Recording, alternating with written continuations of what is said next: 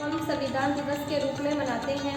26 जनवरी 1950 को भारत का संविधान लागू हुआ था, लेकिन इससे पहले 26 नवंबर 1949 को यानी आज ही के दिन इसको अपनाया गया था। डॉक्टर भीमराव अंबेडकर को भारत के संविधान निर्माता कहा जाता है। हमारे देश का संविधान दुनिया का सबसे बड़ा संविधान है।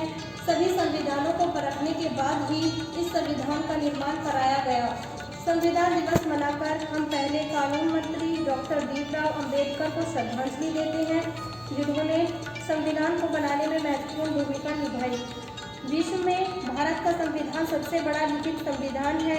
संविधान लागू होने के समय इसमें 395 अनुच्छेद, 8 अनुसूचियाँ और 22 भाग थे, जो वर्तमान में बढ़कर 448 अनुच्छेद, 12 अनुसूचियाँ और 25 भाग हो गए हैं। इसे तैयार करने में 2 साल 11 माह और 18 दिन का समय लगा था। इसमें देश के नागरिकों के मौलिक अधिकारों का, कर्तव्यों का और सरकार की भूमिका आदि शक्तियों का वर्णन किया गया है। आदरणीय प्रधानाचार्य जी, समस्त अध्यापिका एवं मेरे प्यारे छात्रों को मेरा नमस्कार। मैं आज आपको मौलिक अधिकारों के बारे में कुछ बताऊंगी। हमारे मौलिक अधिकारों के अंतर्गत आते हैं समता का अधिकार, स्वतंत्रता का अधिकार, शोषण के विरुद्ध अधिकार, धार्मिक स्वतंत्रता का अधिकार, सांस्कृतिक और शैक्षिक अधिकार, संवैधानिक का अधिकार, सार्वजनिक स्थलों जैसे दुकान, होटल, मनोरंजन स्थल, कुआं, स्नान घाट और पूजा स्थलों में समानता के आधार पर प्रवेश देता है। केवल धर्म, मूल, वर्ग, जाति, लिंग, जन्म स्थान या इनमें से किसी के आधार पर प्रवेश में कोई भेदभाव नहीं हो सकता। स्वतंत्रता का अर्थ है चिंतन, अभिव्यक्ति और कार्य करने की स्वतंत्रता। लेकिन स्वतंत्रता का यह अर्थ नहीं है कि हम जैसा चाहें वैसा करने लगे। यदि ऐसा करने की इजाज़त दे दी जाए तो बहुत सारे लोग अपनी स्वतंत्रता का आनंद उठाने से वंचित हो जाएंगे। अतः स्वतंत्रता को इस प्रकार परिभाषित किया जाता है कि बिना किसी अन्य की स्वतंत्रता को नुकसान पहुँचाए और बिना कानून व्यवस्था को ठेस पहुँचाए प्रत्येक व्यक्ति अपनी अपनी स्वतंत्रता का आनंद ले सके। धार्मिक स्वतंत्रता के अंतर्गत अपने संविधान के अनुसार प्रत्येक व्यक्ति को अपनी पसंद के धर्म का पालन करने का अधिकार है। लोकतंत्र में अपनी इच्छा के अनुसार धर्म पालन करने की स्वतंत्रता को हमेशा बुनियादी सिद्धांत के रूप में स्वीकार किया गया है।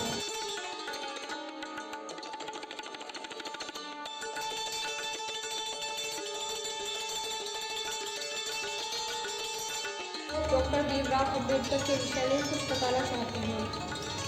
जैसे ऊंची नीची जमीन से अच्छी पैदावार की आशा नहीं की जा सकती, उसी प्रकार समाज में ऊंच नीच की भावना के रहते राष्ट्र की प्रगति नहीं हो सकती।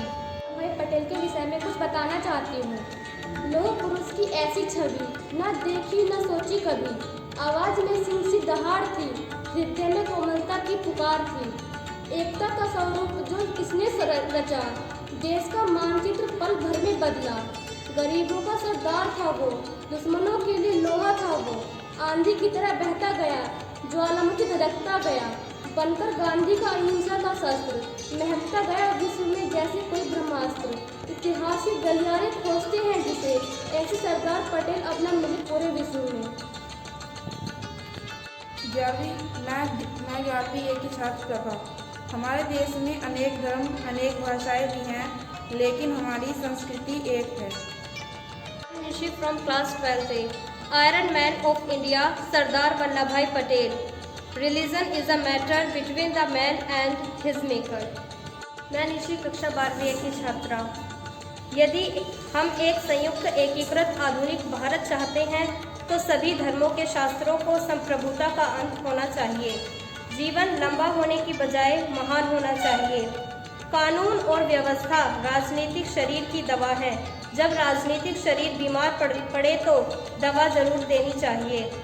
एक महान आदमी एक प्रतिष्ठित आदमी से इस तरह अलग होता है कि वह समाज का नौकर बनने को तैयार रहता है। मैं ऐसे धर्म को मानता हूँ जो स्वतंत्रता, समानता और भाईचारा दिखाए। हर व्यक्ति जो मिल के सिद्धांत की एक देश दूसरे देश पर शासन नहीं कर सकता को दोहराता है, उसे ये भी स्वीकार करना चाहिए कि एक वर्ग दूसरे वर्ग पर शासन नहीं कर सकता। इतिहास बताता है कि जहाँ नैतिकता और अर्थशास्त्र के बीच संघर्ष होता है, वहाँ जीत हमेशा अर्थशास्त्र की होती है। निहित स्वार्थों को तब तक स्वेच्छा से नहीं छोड़ा गया है जब तक कि मजबूर करने के लिए पर्याप्त बल न लगाया गया हो। वृद्धि का विकास मानव के अस्तित्व का अंतिम लक्ष्य होना चाहिए। Thank you. है वो 86वें संशोधन में जोड़ा गया है। भारत के प्रत्येक नागरिक का यह कर्तव्य होगा कि वह संविधान का पालन करे और उसके आदर्शों, संस्थाओं, राष्ट्रध्वज, राष्ट्रगीत और राष्ट्रगान का आदर करे। स्वतंत्रता के लिए हमारे राष्ट्रीय आंदोलन को प्रेरित करने वाले उच्च आदर्शों को हृदय में संजोए रखें और उनका पालन करें। भारत की प्रभुता, एकता और अखंडता की रक्षा करें और उसे अक्षुण्ण रखें। देश की रक्षा करें और आह्वान किए जाने पर राष्ट्र की सेवा करें। भारत के सभी लोगों में समरसता, समान भ्रातृत्व की भावना का निर्माण करें, जो धर्म, भाषा, प्रदेश या वर्ग पर आधारित सभी भेदभाव से परे हो। ऐसी प्रथाओं का त्याग करें जो स्त्रियों के सम्मान के विरुद्ध है।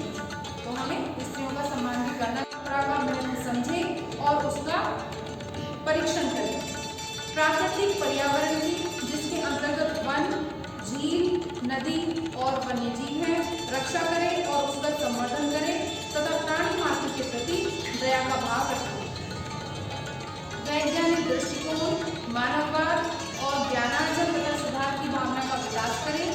सार्वजनिक संपत्ति को सुरक्षित रखें और हिंसा से दूर रहें।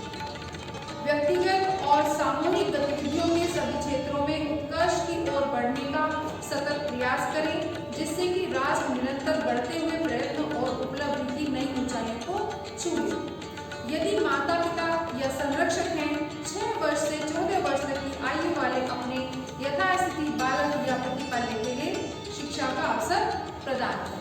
तो ये कुछ कर्तव्य हैं कि वो प्रगति करें, विकास के पथ पर निरंतर रूप से अग्रसर रहे। तो हमें एक लिखित में एक व्यवस्था होनी चाहिए, कायदे कानून होने चाहिए, जिससे कि हम किसी भी लक्ष्य को बहुत ही आसानी से प्राप्त कर सकें। अगर कहीं हम कोई ऐसी व्यवस्था देखते हैं जहाँ पर कानून का कोई प्रावधान नहीं है, तो वहाँ पर निरंकुशता बढ़ जाती है